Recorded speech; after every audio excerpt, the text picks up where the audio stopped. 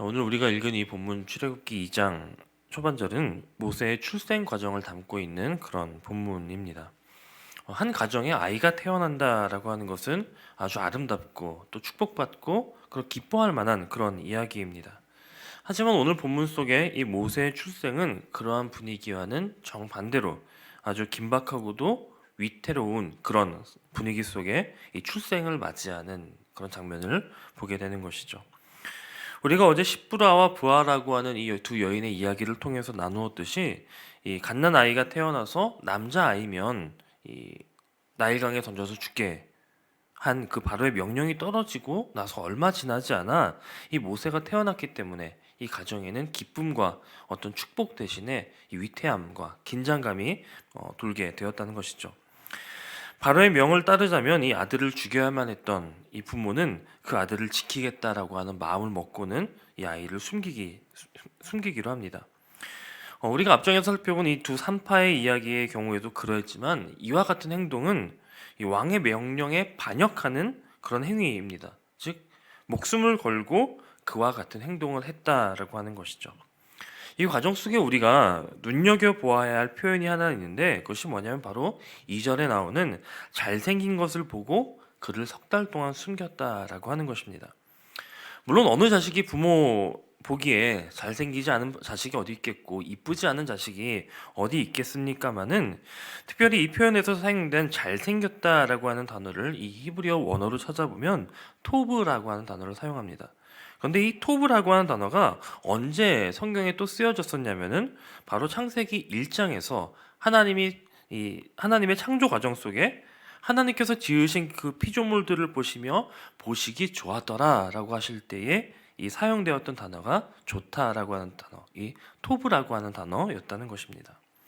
즉 모세의 부모는 지금 이제 막 태어난 그 핏덩어리를 보면서 하나님의 새로운 일하심을 기대하고 또 그 아이를 통해서 하나님께서 새로운 역사들을 일으키실 것을 바라보았다라고 하는 것입니다. 지금 그 당시의 분위기, 이 히브리인들에게 이 이스라엘 자손들에게 정말 어둠 같은 그런 죽음 같은 분위기를 맞이하고 있는 그들에게 그 상황 속에서도 하나님이 일하실 것을 바라보며 하나님이 보여주시는 그 작은 빛을 바라보았다라고 하는 것입니다. 그래서 모세의 부모는 그 당시의 법 자체 또 질서 자체였던 이 바로의 명령을 거역한 것입니다. 물론 그들의 그러한 노력은 고작 3개월이라고 하는 아주 짧은 시간만 유지하고 막을 내리게 되었지만 그들의 이 결단과 이 작은 노력이 이스라엘의 희망이 되었고 또 이 구원사의 역사를 바꾸는 큰 노력이 되었다라고 하는 것입니다. 물론 우리의 인생은 이러한 우리의 결단 혹은 우리의 노력만으로 바뀌지는 않습니다. 때로는 우리에게 덮쳐오는 그 고난과 시험의 파고는 너무나도 높고 그에 비해서 우리의 능력은 너무나도 연약하고 한계가 있기 때문에 이 한계를 극복하는 사람보다 오히려 이 한계 앞에 무너지거나 좌절하는 사람들이 훨씬 많다라는 것을 우리는 잘 알고 있습니다. 하지만 이런 한계를 느낄 때에 우리는 한 가지를 결정해야 합니다.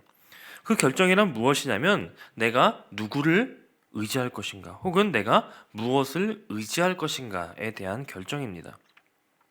자, 모세의 부모는 처음에 그들이 가진 지식과 그들이 가진 경험과 그들이 할 수 있는 노력을 통해서 이 바로의 명령을 거역해 보려고 노력했습니다.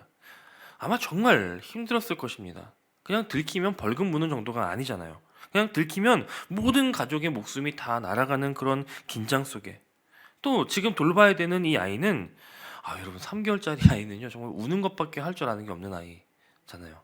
제가 너무나도 잘 느끼고 있어요. 아마 여러분 다 경험해 보셨을 겁니다.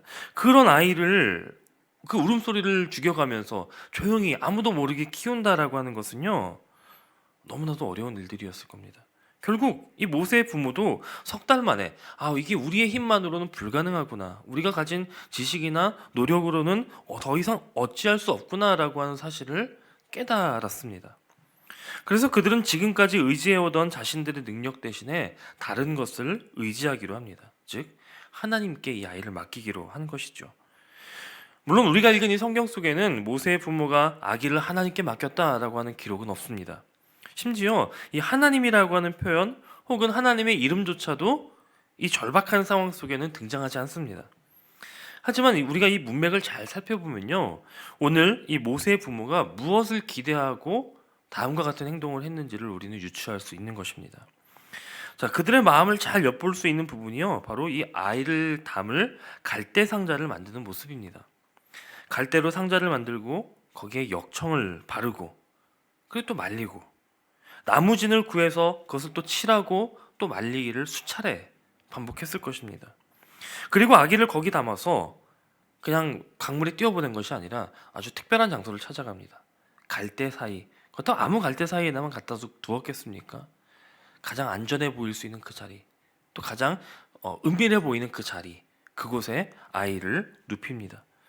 그 특별한 장소를 찾아서 아이를 두고는 그의 누이 미리암이 이것을 어떻게 되는지 살펴보기 위해 그 근처에서 숨어서 지켜보고 있는 그 모습을 여러분 한번 생각해 보십시오. 단순히 이 아기를 포기하는 것이라면 그들이 이렇게 복잡하게 이 아이를 버려야 했을까요? 굳이 갈대로 만든 상자를 구하고 당시 구하기 어려운 역청과 나무진을 구해서 꼼꼼히 이 상자에 발라서 물이 새어들지 못하도록 하고, 그리고 또 그것을 놓고도 지켜보고 있는 그러한 노력들은요, 아기를 포기했다면, 정말로 아이를 버렸다면 할 필요가 없는 그런 노력들입니다. 결국 모세의 부모는 자신들의 아들을 누군가 구해주기를 바라는 마음으로 자신들이 할 수 있는 최선의 준비를 다 했다라고 하는 것입니다. 애초에 아이를 3달 동안 숨긴 것, 그리고 지금 이처럼 아이를 뛰어보내며 최선의 준비와 노력을 하는 그 자체가 이 아이가 구원받으리라라고 하는 그 믿음을 가지지 않았으면 하지 않을 그런 행위였다는 것입니다. 자, 이처럼 우리가 믿음으로 산다라고 하는 것을요, 어떤 거창한 것으로만 생각해서는 안 됩니다. 이 땅에서 이들처럼 우리가 할 수 있는 최선의 일을 다하고 그 이후에는 하나님의 능력을 기대하며 사는 것이 바로 믿음의 삶인 것입니다. 우리가 부딪히는 어떤 상황적인 한계를 만났을 때 내가 내 능력을 확 키우고, 아니면 하나님이 나에게 어떤 특별한 은사를 주셔서 내가 초능력자가 되어서 그것을 이겨내고 뚫어내는 것이 아니라 우리를 통해 하나님이 일하실 것을 기대하는 것, 이건 역시 우리가 한계를 극복하는 또 하나의 방법이라는 사실을 우리는 깨달아야 한다는 것입니다. 이제 그들이 할 수 있는 최선을 다한 모세의 부모는 하나님을 의지하기로 결정하고 아기의 생명을 하나님께 맡긴 것입니다.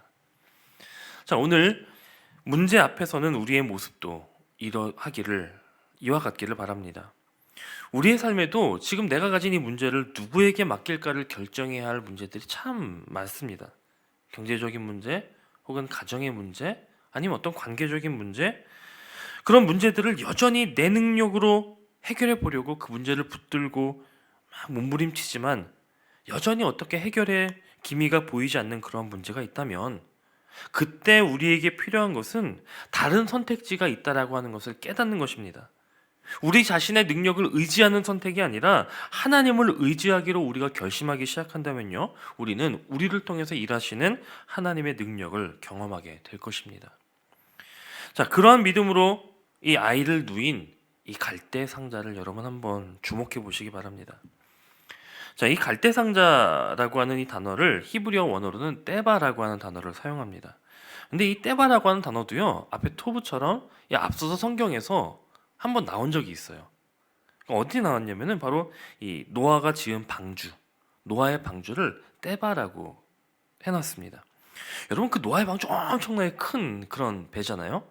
그런 이 배에 비해서 지금 이 갈대 상자, 겨우 3개월 된 아기가 들어갈 만한 아주 작은 크기에, 그것도 나무로 지은 것도 아니고 들풀, 갈대를 꺾어서 만든 그 상자를 지금 성경은요, 이 온 세상을 덮어버린 홍수 속에서 세상을 구원한, 인류를 구원한, 생명을 구원한 그 방주와 같은 명칭으로 떼바라고 부르고 있다는 것입니다. 자, 이 노아의 방주와 이 갈대 상자의 공통점이 또 있습니다. 노아의 방주도, 그리고 모세를 담은 갈대 상자도 모두 생명을 구하기 위해 지어진 그런 배였다라고 하는 것입니다. 그리고 결정적으로 노아의 방주에도, 그리고 이 갈대 상자에도 노가 없다라고 하는 것이죠. 여러분, 노라고 하는 것은 그 노를 조종하는 사람의 뜻대로 방향을 결정해주는 도구입니다. 다시 말해서 노가 없다라고 하는 것은요, 그 방향과 목적지를 결정하는 주체가 사람이 아니다라고 하는 것을 드러내는 것입니다.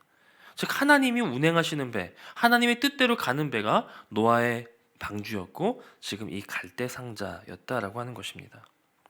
다른 말로 하면 하나님께 완전히 그 운명을 맡긴 배, 이게 바로 때바입니다. 여러분, 이것이 우리의 믿음이어야 합니다. 노아의 시대로부터 수천 년이 흘러서 모세의 시대에 우리는 나일강 갈대밭에 있는 또 하나의 작은 때바를 보았습니다. 그 작은 배에는요, 그 작은 갈대 상자에는 생명이 담겨 있고 그 배를 하나님께 맡긴 그 부모의 믿음이 담겨 있었습니다. 이처럼 믿음의 최고봉은요, 바로 맡기는 것입니다. 이 모세의 부모, 이 아므람과 요게벳 부부는 아들을 죽도록 나일강에 던진 것이 아닙니다. 아이의 생명과 미래를 하나님께 맡겨드렸다는 것이죠. 이처럼 하나님께 내어드리고 맡겨드렸을 때 어떤 결과가 일어났는지, 또 그 이후에 어떤 사건들이 벌어지는지 우리는 이 이야기를 너무나도 잘 알고 있기 때문에 별다른 감흥이 없을 수도 있지만요, 이후의 이야기를 잘 살펴보면요, 어떤 세상의 기준과 인간의 상식으로는 말도 안 되는 일들이 벌어지기 시작합니다. 먼저 궁에 살던 바로의 딸이요, 목욕하러 그 좋은 궁을 놔두고 일부러 나일강까지 왔다가 우연히 갈대 사이의 상자, 심지어 이 나일강의 악어를 피하기 위해서 어두운 역청을 바르고 또 나무진을 발라서 잘 숨겨둔 그 상자를 발견합니다. 그리고 상자를 열고 아기를 봅니다. 자, 그런데 아기는 어땠죠? 떠내려오는 그동안에 거기 누워있는 그동안에는 전혀 울지 않던 아기가 그제서야 웁니다. 그러자 이 아이가 우는 것을 보면서 공주는 불쌍히 여기는 마음을 갖게 되죠. 그래서 자기 아버지가 죽이고 싶어하는 그 히브리 사람의 아기인 줄 알면서도 자기의 양자로 삼고요, 그 순간 등장한 미리암을 통해서 순순히 그려하라고 오히려 그 젖먹이의 어머니를 안전하게 지켜주며 아이를 돌볼 수 있도록 그렇게 배려해 줍니다. 그래서 아기의 친어머니인 요게벳이 이 모세를 데려다가 젖을 먹이고 기도와 말씀으로 이 아이를 양육하고 그 아이가 자라서 공주의 아들이 되었고 애굽 최고의 학문을 공부하고 그 이후에 이스라엘 백성을 구원하는 위대한 지도자요, 리더로 성장하였다는 것을 우리는 다 알고 있죠. 여러분, 이 드라마틱한 일들이 우연이 되었다라고 말하기에는 너무나도 놀랍고 기적적인 사건들입니다.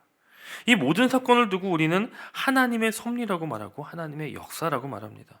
즉 사람이 노를 가지고 그 방향을 잡고 이끌어온 것이 아니라 하나님께서 이끌어오시며 하나님께서 하신 일들이라고 하는 것입니다.